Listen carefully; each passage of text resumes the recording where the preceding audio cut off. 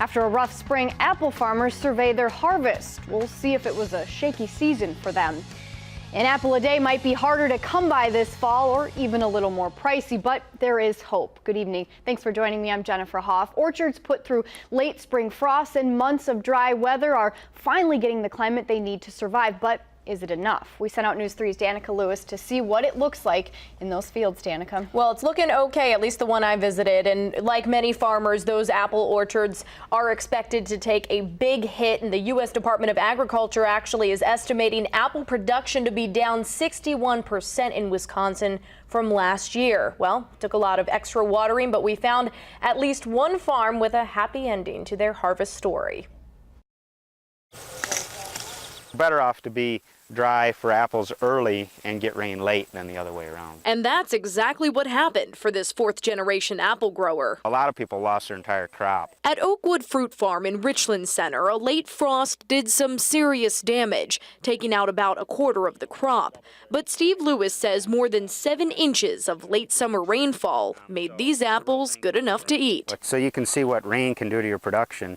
Obviously, if you get 3 apples this size, you know, that one apple's the same size as those 3. Not to mention the more temperate climates gave these 180 acres of fruit some color, even though the harvest will hit 2 weeks earlier than usual. Days in the 70s and sunny and cool nights, that's what brings the color in the apples. And it all comes down to turning that apple red $10 into green.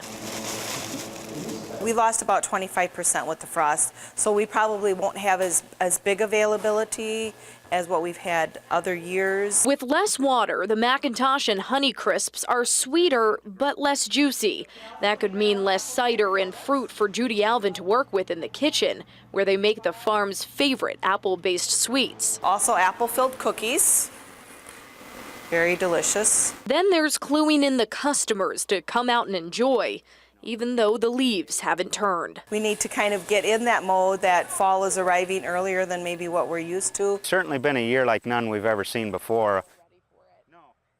Now I talked with the folks at Oakwood Fruit Farm about apple prices this fall. They say the cost, especially of juice and of cider, could be an unpleasant surprise for wholesalers and consumers alike. But Jennifer, overall, they considered themselves very lucky to not have a total loss in their acreage in this situation, but said it took thousands of gallons of hand watering, and that's a lot of acreage to cover, to help that crop survive the drought. You do what you got to do. You do, and it looks pretty good over there, and it certainly smelled good in that bakery. So. I bet. All right, Danica, thank you.